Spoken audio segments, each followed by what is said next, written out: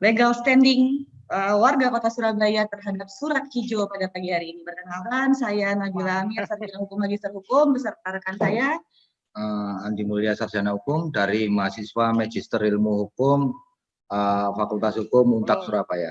Ya, berbangga sekali pada pagi hari ini kita bisa berkumpul bersama-sama untuk mengikuti serangkaian kegiatan atau serangkaian diskusi sebenarnya. Diskusi sekaligus ada pemateri dari para ahli yang sebenarnya kami sangat menunggu-nunggu terkait dengan pemaparan materi legal standing warga Kota Surabaya di surat hijau hari ini.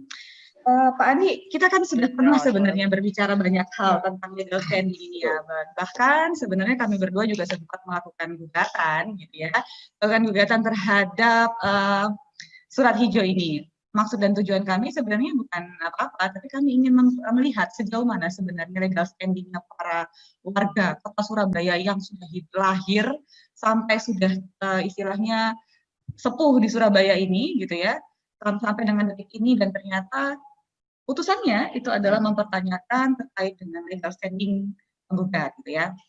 Nah, berbangga sekali pada pagi hari ini kita semua sudah mendapatkan accepted gitu ya, accepted dari 3 narasumber yang sangat kompeten dengan bidangnya masing-masing. Yang pertama ada Bapak Dr. Sri Setiaji, merupakan dosen Fakultas Hukum dari Universitas 17 Agustus Surabaya. Ya Pak, selamat datang. Terima kasih Pak waktunya. Nah, selanjutnya ada Bapak Dr. Urip Santoso, ini dosen saya dari Universitas Airlangga. Ya. Beliau juga banyak sekali ilmu yang harus kita resapi bersama-sama. Belum tampil Pak fotonya Pak Urip, Pak. Kenal maka tak sayang Pak. Nah, inilah Pak Urip, dosen saya yang paling saya banggakan gitu ya. Nah, oke. Selanjutnya ada Bapak Dr. Haji Taufik Iman Santoso. Kalau ini Bapak saya gitu ya. Tadi dosen saya, ini Bapak saya. Ini Pak Taufik. Nah, mungkin sebagian besar Bapak-Bapak Ibu sekalian, kalau perjuangan surat hijau sejak tahun 2017 sampai dengan saat ini, bernama Pak Taufik ini kayak tidak apa ya Pak, tidak asing lagi gitu ya, sudah sering didengarkan. Pak ini kok diam-diam saja? Kayaknya saya bawel banget ya hari ini ya. Oke, Bapak Ibu hadirin sekalian, sebenarnya banyak hal ya sejak tahun 1997 sampai dengan saat ini, surat hijau ini tidak pernah ada jalan keluarnya. Berbagai upaya, berbagai langkah, baik secara hukum maupun politis sudah dilakukan. Tapi ternyata ya seperti ini saja. Bahkan justru kesannya adalah saling kuat-kuatan satu sama lain antara pemerintah dan juga warga masyarakat. Pertanyaan saya dalam hal ini, siapa yang mau didahulukan? Apakah pemerintah secara umum ataukah warga masyarakat itu sendiri gitu ya? Tadi mungkin ada yang saya menambahkan sedikit terkait fakta-fakta di persidangan yang sewaktu saya dengan Bu Nabila bersidang memperjuangkan hak-haknya warga Surat Hijau, di mana ada beberapa fakta yang terungkap di persidangan itu adalah BPN yang sebagai badan pejabat tata usaha negara yang berwenang mengeluarkan produk sertifikat tentang tanah. Di sana faktanya BPN sendiri tidak secara profesional melakukan sebuah syarat-syarat di dalam permohonan untuk penerbitan hak pengelolaan lahan. Nah, itu yang kita permasalahkan.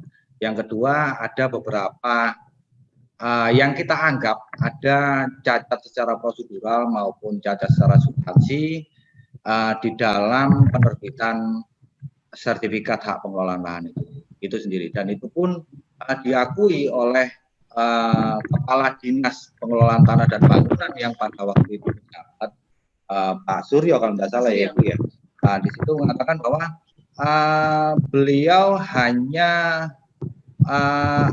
hanya mengamati saja dan tidak mengetahui proses penerbitan yang dikeluarkan oleh BPN itu seperti apa. Tahu-tahu sertifikat hak pengelolaan lahan itu keluar. Yang ketiga, ada surat keputusan hak pengelolaan ada kalau tidak salah 15 SKHPL ya, Bu Nabila ya. Surat keputusan HPL itu ternyata ada beberapa diktum, khususnya diktum yang mengatakan bahwa HPL itu sendiri harus pejabat badan atau pejabat pun yang mendapatkan pengelolaan lahan itu harus memohonkan untuk menerbitkan HGB, hak guna bangunan di Badan Pertanahan Nasional, khususnya di daerah Surabaya. Yang keempat itu adanya di dalam peraturan daerah terkait masalah IPT, baik yang tahun 97 maupun Perda yang tahun 2016 kalau nggak salah atau 2018, itu nanti bisa diperjelas lagi oleh narasumber kita yaitu Pak Sri Setiaji yang nanti membahas tentang Perda izin pemakaian tanah. Nah, di situ ada di pasal 1 ketentuan umum angka 7 kalau nggak salah, bahwa Perda itu tidak mengacu kepada Undang-Undang Pokok Agraria, ya seperti itu. Jadi ada yang tidak match di dalam penerbitan Perda itu sendiri. Jadi untuk lebih jauh kita men-sharekan ke pemateri, nanti kita bagi dan nanti Bu Nabila yang menentukan pemateri siapa aja yang nanti membicarakan terkait legal standing warga di dalam surat ijo itu sendiri. Warga Kota Surabaya ya Pak Andi ya. Kayaknya Pak Andi ini termaksud yang selalu ladies first gitu ya, jadi semuanya diserahkan kepada saya. Oke. Baik Bapak Ibu hadirin sekalian yang pada pagi hari ini sudah menyempatkan waktunya untuk mengikuti webinar kita yang berbahagia pada pagi hari ini. Saya cuma menyarankan kepada Bapak Ibu mohon speakernya dimatikan. Apabila Bapak Ibu ada pertanyaan kemudian kami akan membuka sesi. Mohon tidak ada yang memutus para narasumber sedang berbicara gitu ya, atau kami sedang memandu acaranya. Nanti setelah ada sesinya, baru nanti silakan di Zoom itu ada mode shake hand gitu ya, atau mungkin bisa melalui WhatsApp kepada Pak Musa, nanti Pak Musa yang akan koordinasi dengan kami, karena Pak Musa selaku Ketua Panitia pada pagi hari ini. Pak Andi, sepertinya kita juga tidak perlu berlama-lama. Ya.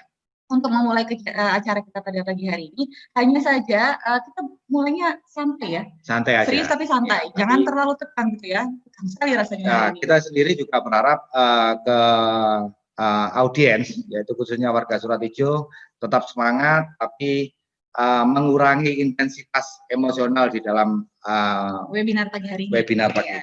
Benar-benar sekali, saya sepakat sama Pak Andi. Oke, saya lihat banyak sekali. Oh ya, saya menyapa dulu sebelumnya Bapak Ibu yang ada di sini, ternyata nggak semua Bapak dan Ibu. Ternyata ada juga rekan-rekan mahasiswa saya dari Fakultas Hukum Ubaya, juga adik-adik saya banyak. Terus rekan-rekan saya magister hukum dari Unpad angkatan 43. Kebetulan saya sebagian kenal ya Pak ya. Nah, teman-temannya Pak Andi kebetulan saya kenal, juga ada yang pasti Bapak Ibu yang memegang Surat Ijo Surabaya, dan juga ini kayaknya mohon maaf tadi saya lihat ada teman saya dari Makassar juga hadir pada pagi hari ini. Selamat pagi Ibu Juliati dari Universitas Bosowa Jakarta, juga penasaran kenapa Surabaya ini tidak habis-habisnya persoalan tanah ini. Sedangkan Makassar aja bisa selesai gitu ya Bu Uli ya.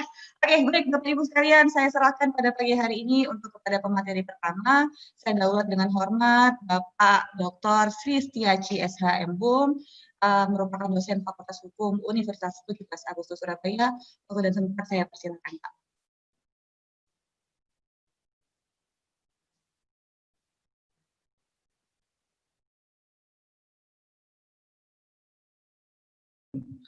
Speakernya Pak Sri belum unmute. Oke, sudah.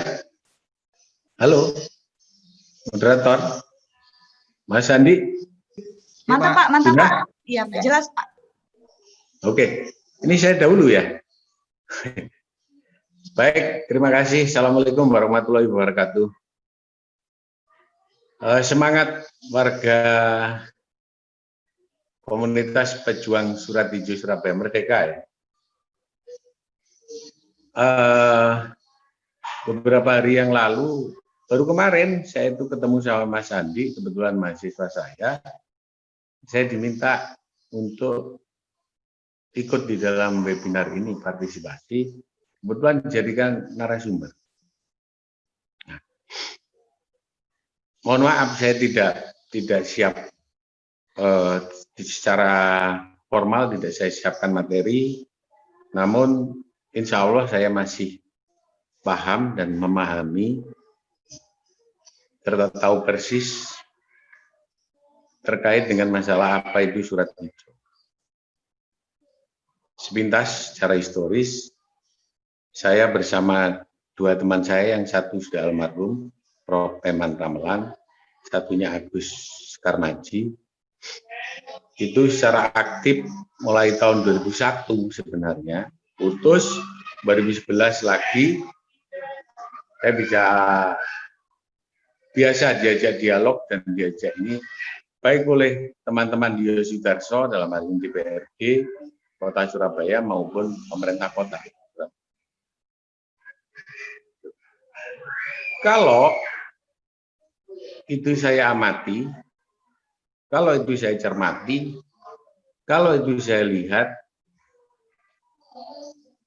baik secara yuridis maupun konteks yang faktual dikaitkan dengan dinamika dan dinamisasi masyarakat terkait dengan masalah surat hijau, maka perlu ada satu bentuk penyelesaian, bentuk solusi. Nah, untuk itu ada satu tema yang kali ini, jadi ini persepsi, perspektif terkait dengan objek yang disebut dengan surat hijau antara masyarakat dengan state dalam hal ini negara yang kebetulan secara atributif itu didelegasikan, diberikan kepada pemerintah kota Surabaya. Ya, terkait dengan objek. Tentu dalam hal ini ada sebuah pendekatan. Yang pertama tentu pendekatan historis terkait dengan surat hijau. Ya, pendekatan secara historis.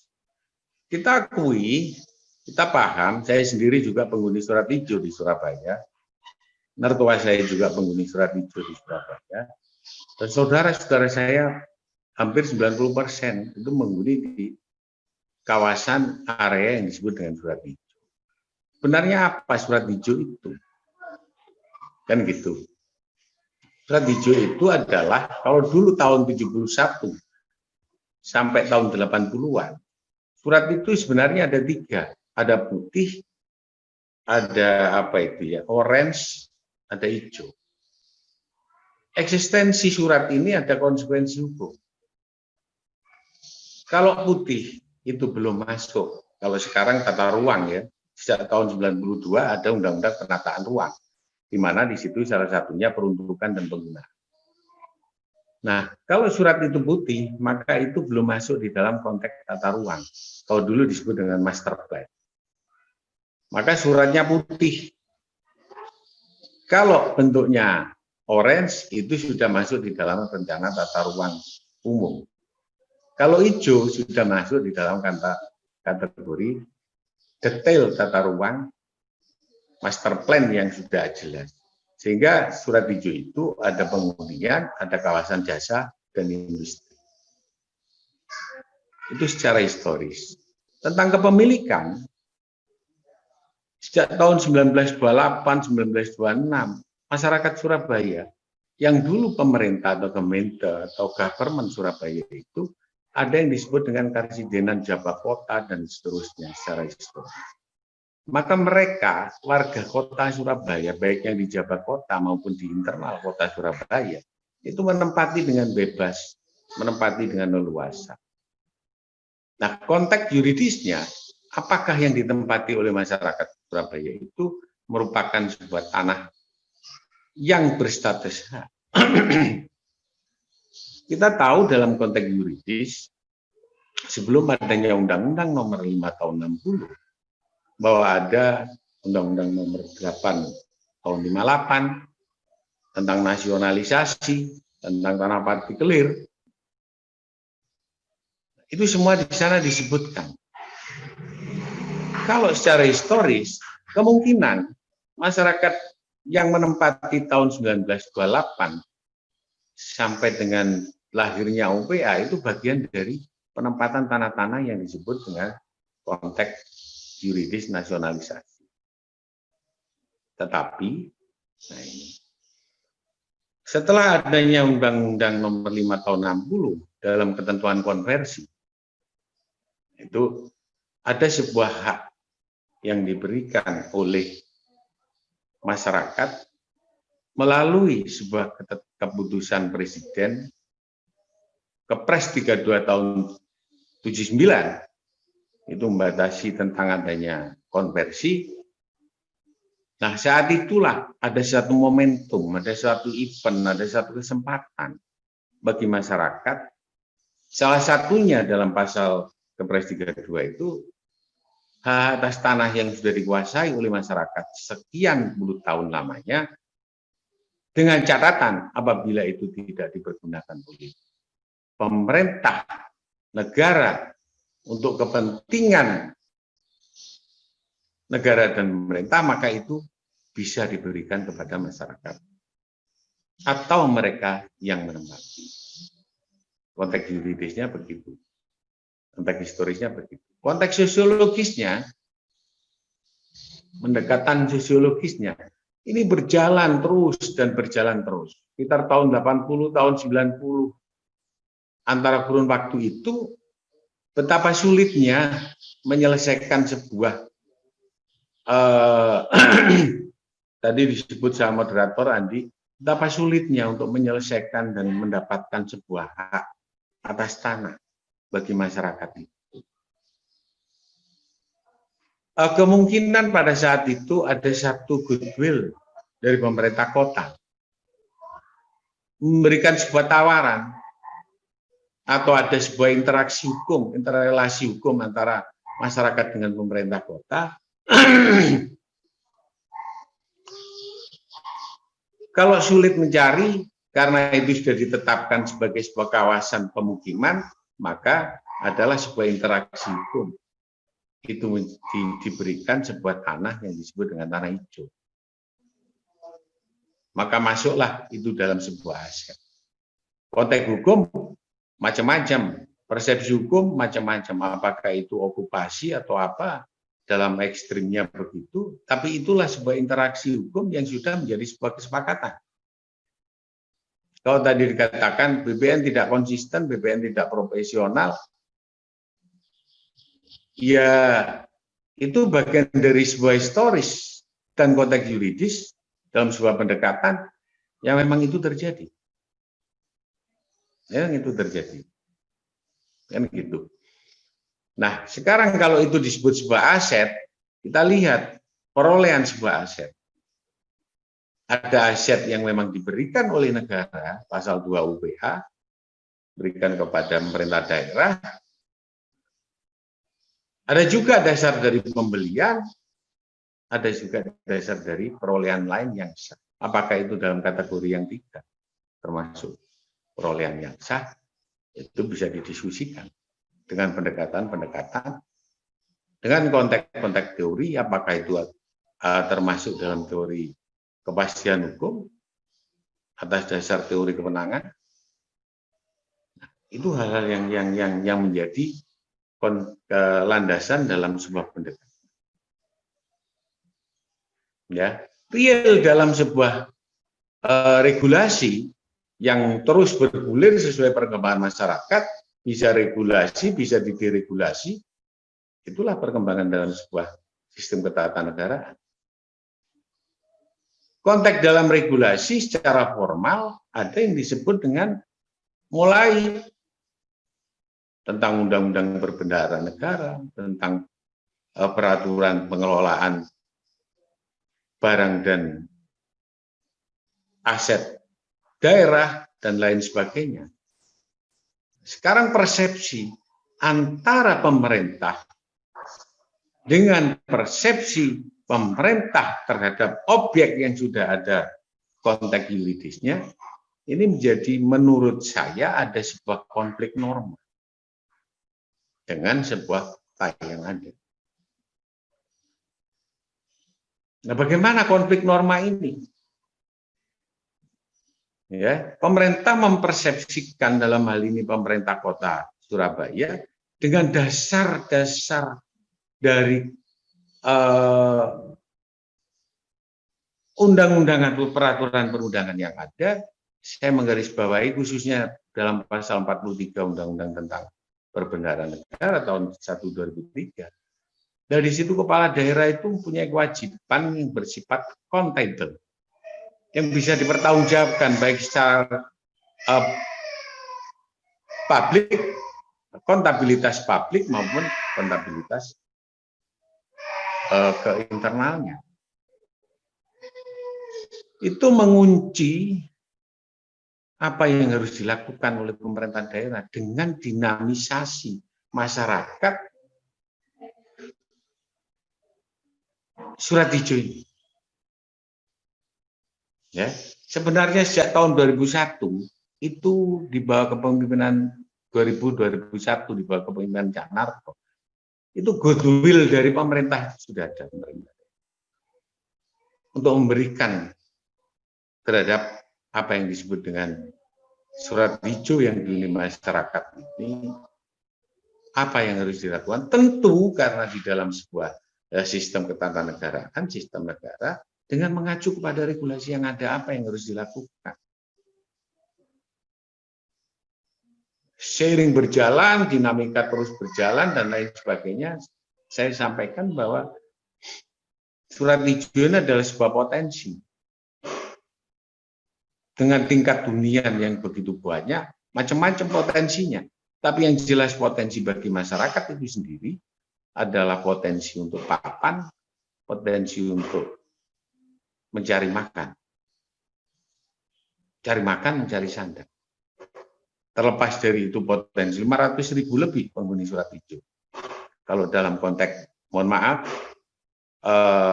musiman begitu, itu adalah sebuah lumbung suara yang bisa dijadikan sebuah komoditi. Lepas dari itu, ya. Sekarang persepsi dan konflik norma itu bagaimana? Maka tahun 2011, 2012, 2013 saya aktif di pemerintah Kota Surabaya bersama 2 orang teman saya tadi, mencoba terus untuk mengamati dan melakukan studi banding di beberapa daerah. Mulai dari Denpasar, mulai dari Batam, mulai dari Bandung, mulai dari Semarang sampai ke Jakarta. Setelah tahun 2012, dengan adanya Undang-Undang Perbendaharaan Negara, terhadap potensi aset, itu setiap pengelolaan harus ada ya nominal. Maka ada kesulitan. Sedangkan dinamisasi masyarakat terhadap yang disebut di sini perjuangan terus-menerus dan terus-menerus. Apa yang harus dilakukan? Akhirnya pada tanggal berapa saya lupa, jam 3 sore, perwakilan yang ada di sana, salah satunya sahabat saya, yaitu Pinta Palupi, dengan didampingi Pak Sapa Bambang atau siapa yang waktu itu masih menjadi koordinator, datanglah ditemui oleh Wali Kota Surabaya. Konteksnya silaturahmi, tapi keputusannya adalah yuridis, tidak politis. Apa yang harus saya bisa berikan kepada masyarakat? Saat itulah ada goodwill dari pemerintah Kota Surabaya. Tentu ya Sudarso juga memberikan goodwill. Jadi ada political will, ada goodwill. Tentu dengan mengacu pada regulasi yang ada. Dengan dasar itu, akhirnya apa yang harus bisa diberikan? Kita berembuk, kita berdiskusi terus, beberapa narasumber dan lain sebagainya, akhirnya keluarlah Perda nomor 16 tahun 2014 yang disebut dengan pelepasan aset. Itu produk hukum, itu produk regulasi daerah yang dibenarkan secara yuridis dalam konteks waktu itu peraturan perundangan Undang-Undang nomor 12 tahun 2009. Substansinya, tentang tubuhnya, isinya memang sangat bertentangan. Kenapa harus memberikan itu kontribusi? Itu adalah norma yang memang harus dimuat, norma yang harus dicantumkan di situ. Akhirnya itu pun menjadi sebuah problematika yang berkepanjangan hingga hari ini yang kita bicarakan. Kalau saya melihat dalam konteks sekarang, di situ ada sebuah tema tentang legal standing, ya, dan tadi moderator Mas Andi sudah menyatakan ada gugatan dan lain sebagainya. Ya akhirnya nanti saya tidak begitu paham tentang hukum acara, ada win and loss. Seandainya yang menang masyarakat, gampang. Ya, itu pun harapan jadi dari pemerintah kota, ya silakan digugat, kalau digugat kalah gampang. Tapi seandainya kalau yang menang pemerintah kota Surabaya, apa yang akan terjadi? Apa yang akan terjadi? Apakah itu terus dipersepsikan bahwa ini berdasarkan regulasi yang ada terhadap objek yang di sisi lain, padahal itu sudah menjadi sebuah keputusan. Ya. Nah, hal-hal ini sebelum masuk ke sana, ya tentu ada sebuah analisis. Dalam sebuah kepastian hukum, kalau beranjak pada norma yuridisnya pasal 19 PP 24 tahun 91, kepastian hukum itu sebuah objek harus didaftarkan dengan melalui asas dan sistem yang ada, keluarlah sebuah besiking yang berbentuk sertifikat. Kan gitu. Dasarkan dari sebuah kewenangan, apakah pemerintah daerah berhak mempunyai kewenangan terhadap itu? Dalam segala regulasi, pemerintah punya kewenangan terhadap itu. Nah, konteks legal standing ini tentu adu data, tentu adu alasan hukum yang didasarkan pada ketentuan hukum. Saat itulah, sekali lagi karena ini sudah masuk ke legal standing dan lain sebagainya, sudah masuk ranah pengadilan, saat itulah hakim sistem peradilan akan diuji. Mohon izin, akan Pak. menguji, bukan akan. Mohon izin Pak Sri, waktunya masih 3 menit, ya Pak. Ya. Iya, Pak.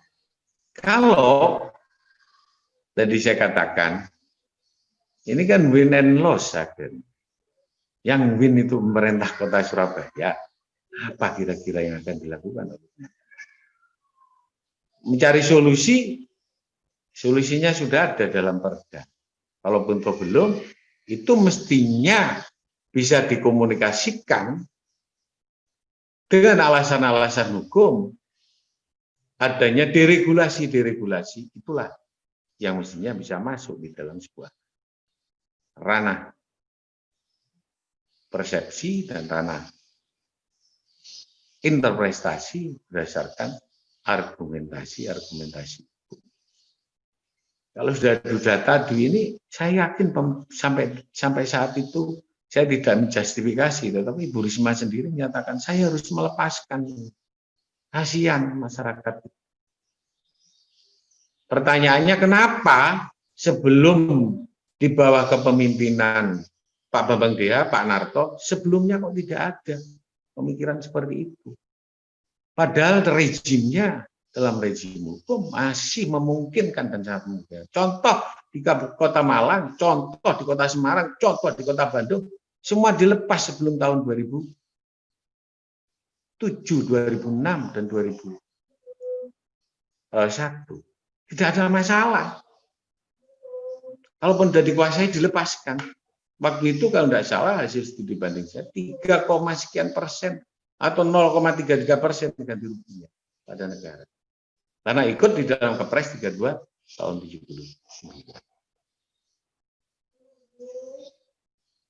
itu dari historis, yuridis, sosiologis, dan analisa-analisa yang saya masukkan di dalam sebuah naskah akademik bersama dua rekan saya.